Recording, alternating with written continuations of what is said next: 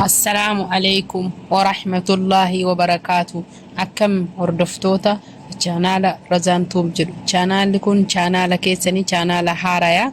Yoo isinitti tolee jedhe subscribe godhaa, like illee godhaa. Kanaaf hordoftoota kiyyaa har'aa kan qabadhee dhufe ani akkamitti buskuuta shaayii yookiin ammoo tuyyuu keekii xixiqqoo zayititti xabbafamtu akkamitti hojjannaadha. Dursa isaa akkamitti sukkaara bayfannee haala argitanii mi'aayaa nuu tahe warroonni daa'ima qabu daa'imni hedduu gaariidha, daa'ima fayyadamuu hin danda'anii.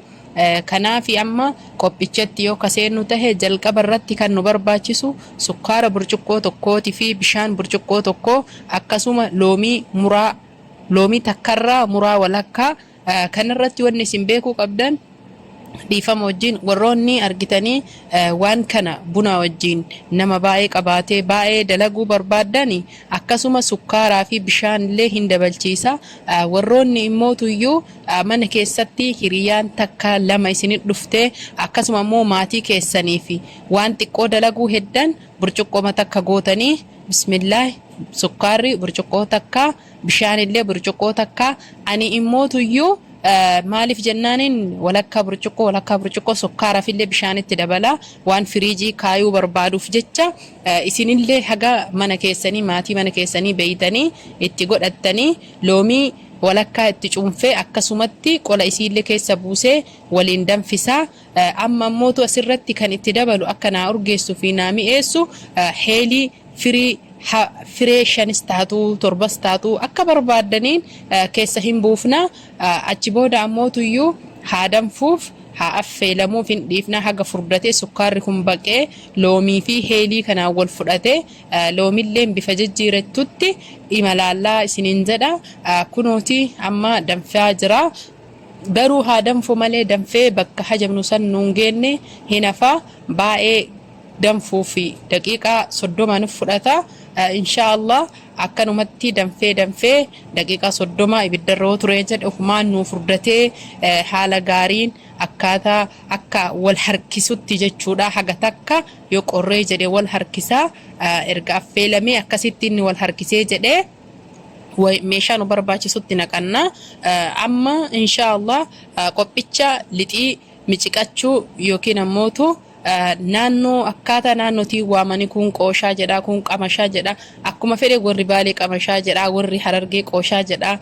Kanaaf immootu ani naannoo kootitti lixii jedhaniini lixii bukeeffachuu yookiin miciqachuu jedhaniini kuni kan jalqabarraa maankaa guddaa sukkaara maankaa tokko urgoo maankaa tokkoo fi kaamiraa maankaa tokko akkasuma sukkaara xiqqoo nu barbaachisaa bakka tokkotti isaaniin naqannee booda sanii zayitii hanga tokko xiqqoo itti godhanna. Xiqqeessinee ittillee baay'ifnu abbaan barbaadan maankaa lamallee maankaa tokkollee itti godhachuu dandeettanii. Garuu itti baay'isuu baay'ee faayidaa nuuf hin qabu. Kanaafi waliin dhahannee kaanee booda sanii ammootuyyuu boqqolloo harcee boqqolloo Afrikaa irraa dalagame ka manallee yoo ta'e rakkoo hin qabu. Biyya keenya fa'aatti kan harkaan qopheessanii dalagantu irra filatamaadha. Wama hundaafuyyuu warroonni biyya ambaa jiraattaniif harcee boqqolloo Afrikaa irraa dalagame maankaa lama nu barbaachisa. Harceen kana namni beeyne hin jirus jedhee yaadu keessattuu shamarran biyya arabaa jiraattan nashaa jedhaniini beeysisan beekama waan taheef kuni harcee boqqollooti. Inshaallah harceen boqqolloo kun faayidaa hedduu qaba. Laafinsa gogiinsa keenyatii fi qulqullina gogiinsa keenyatiif illee bu'aa hedduu qaba. Ammaa fe'anii maankaa lama harcee boqqolloo kana lixii kiyyatti godhachuu waan barbaaduuf maankaa lama itti godhee jira. San booda ammootu harcee qamadii harcee adii burcuqqoo tokko itti naqadhee jira. Hanga takka hanga taate waliin gahee booda sanii bishaan walakkaa burcuqqoo itti godha. Kunoo akkanatti waliin gahee haga takka xiqqoo maankamaan waliin gaha. Akkanumatti maankaan waliin gahee hanga na barbaachisu laalee bishaan walakkaa burcuqqoo itti godha. Bismillah. Walakkaa burcuqqoo itti buufadhee waliin dhahadhee hanga takka hanga na barbaachisu waliin gahu waliin gahadhee booda sanii ammootuyyuu akkanatti erga waliin gahee lixii baay'ee laaffisu baay'illeen jabeessu jiddu galama godhee laafaallee sirritti laafaa odoon tahin laafaa tahuu qaba. Gogaa qixxaasan yookiin ammoo gogaa daabboo maal goonuu osoo hin tahin xiqqoo sanirra laafuu qaba. Laafee erga geessine booda sanii ammoo tuyyuu sukkaarichi kenna nu furdatee osoo gara sukkaaraa hin deemin dursine kan godhuu qabnu lixii kenna qadaadannee cufnee afaan laastikii feestaalaa ta'uu wama taheen cufannee walakkaa sa'aa kenna san booda sukkaaricha kennatti yoo deebinu sukkaarri nu furdatee baay'ee haala gaariin waan bareeda tahee jira. Bidda jala dhaamsine booda sanii qorrisiifne meeshaa qadaada qabu kurree qabuun naqannee kaayannaa. Yoo inni qorree jedhe ammootu garuu dhimbiibuu qabna. Akkanatti ittiin naqnu dhimbiibne meeshaa qodaa isaa barbaachisutti naqannee firiijii kaayannaa. Rakkoo tokkoon qabu firiijii keessa nuu taa'a. San booda amma turtii walakkaa sa'aa booda walitti deebinee jirra. Maasha Allah amma kunoo geeffachuuf hojii keenya gara xumuraatitti deemuuf amma xabbafachuuf keekicha kenna buskuuta haala keekitiin qopheessaa jirru kana buna wajjiin shaayii wajjiin osoo hin tahin buna wajjiin amma gara xibsiititti deemna. Zayitii itti naqannee oo'ifannee eegasanii ammoo yoo zayitiin nu oo'ee jedhe dalagaa keenya jalqabna. Kuni saanii cinatti qopheeffadhe bishaan harka kiyya itti lollaachuuf itti dhiqachuuf osoo hin tahin an gara biraatti dhiqadhee dhufee akka lixiin harkatti hin rakkanne bishaanin tuqataa. Waan jiifataa dalaguuf jecha akka lixiin harkatti hin rakkanne akkasuma ammoo tuyyuu zayitillee na jalaa hin babballeessine walumaanuyyuu hin argina. Amma maashaallah kunoo lixii reef ani feestaala kanatti cufadhe amma irraa banaa jira. Kunoo hin argitan jedhee yaada inshaallah.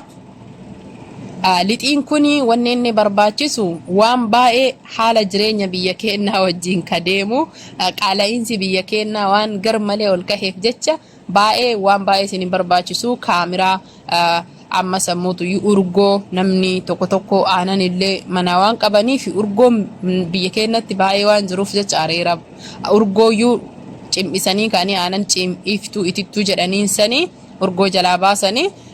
Wanni lixiin kuni barbaachisu killeen barbaachisu bikin boodaraan barbaachisu urgoo kaamiraa amma sammuutu sooqidda sukkaara kanuma zayitii wanni inni barbaachisu haa ta'u alhamdulillah zayitii illee qaaloyite jedhanii hoomaa miti.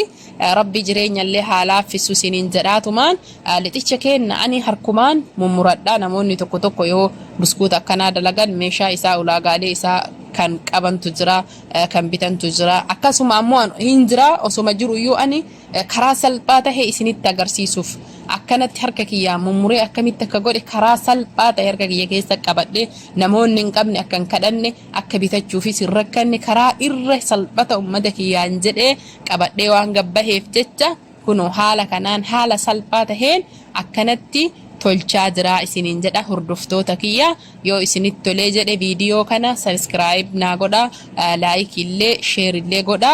Haala kanaan kunoo akkanatti harkuma kiyya keessatti hin buullee harka kiyya keessatti bishaan saniin tuqadheetuma deddeebisee kunoo akkanumatti argitanii maasha Allah harkuma kiyya muraa meeshaa isallee nan barbaachisu kunoo argitanii haala kanaan jechuudha.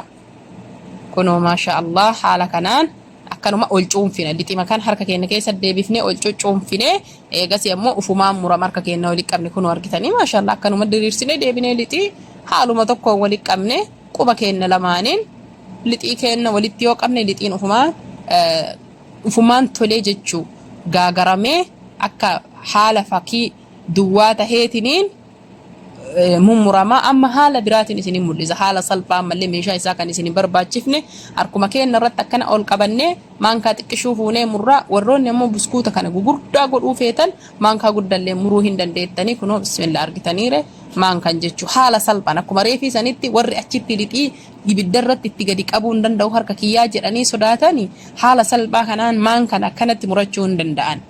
Haaluma salphaa taheen jechuu homa takkayyuu waan nama dhibu tokkollee qabu maasha Allah rabbi nu haa laaffisu waliin nu haa qabu isiniin jedha. Kanaafi waan baay'ee nama dhibu osoo hin tahin namoonni hedduu yoo beeytanillee dhiifama wajjin ani warroota obboloodhan kiyya kan reef lafaa dhufaa jiranii akka barumsa gaarii tahuu barbaade kan waan kana waraabif malee namoonni hin beekanii baradhaa jechuu osoo hin tahin yoo beeytanillee mala yaadadhaa jechuu barbaadeeti haala ammaan ittiin godhaa jiru kana haala mala argitanii jireenya biyya keenyatiin hedduu wal madaaluudha. Namni kumuyyuu maanka namni manaa dhabee fi alhamdulillah namni harka dhabe waan hin jirreef jecha karaa kana mala bareedaa kana yaadee isin barsiisuuf malee dhiifama wajjin biskuuta caalaa ani karaa ittiin fayyadama malaa kana isiniif qabadhee dhufe. San booda haala kanaan maashaallah xabbafannaa kunoo argatanii akkanatti erga geeffannee dhimbiibnee baasnee booda sanii ammootu maashaallah haala gaarii kanaan sukkaaricha keenya reef nuu baqisan itti naqannee isaanitti godhannee bifa kanaan bareechifannee booda sanii akkanatti maashaallah absuudaa xiqqeessinee firii takka takka osoo baay'isuun tahin absuuda hanga takka gubbarra akka nuu bareeduuf jecha namoonni tokko tokko saliiqa moo saliixa jedhaniini afaan arabiitiin simsim jedhaniini isallee gubbarratti fayyadamanii ani irra caalaa ammoo absuudaa jaaladha. Absuudaa waliinis namni bukeessu hin jira garuu ani haaluma salphaa taheen akkanatti dalagee booda sanii ammoo tuyyuu kunoo maashaallah sukkaara irra naqadhee absuudaa irra godhee isinii mul'isee jira. Buna wajjin hiriyaa keessanis hiriyyittii teessanis akkasuma immoo abbaa manaa keessan ijoollee keessan yeroo takka takka gammachiisa.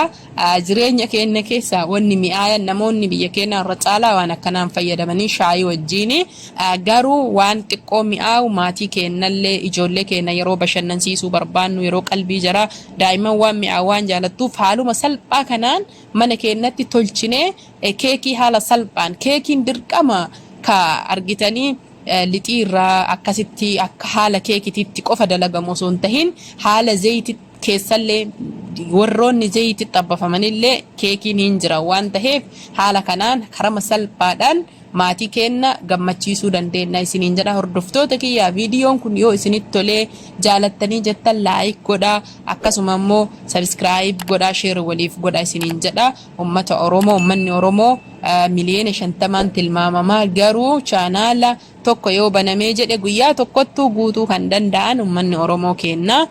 Subscribe godhuun ani hin beeku dhiifama wajjin garuu ummata keenya ani yaada kana kan qabadhee dhufe isinumaa fi isin qarqaaruuf waan beeku ummata kiyyaa qooduu fi ummata kiyya biraan dhaamsa kiyya naagayaa akka ummata kiyya naa dhaqqabu barumsi ani barsiisu isiniin jedha. Inshallah chaanaalli kun chaanaala waan hedduu qabatee dhufu keessattuuyyuu shamarree keenya gargaara jedhee yaadaan kanaafi inshallah hanga viidiyoo biraatiin walitti deebinutti horaanaa bulaa.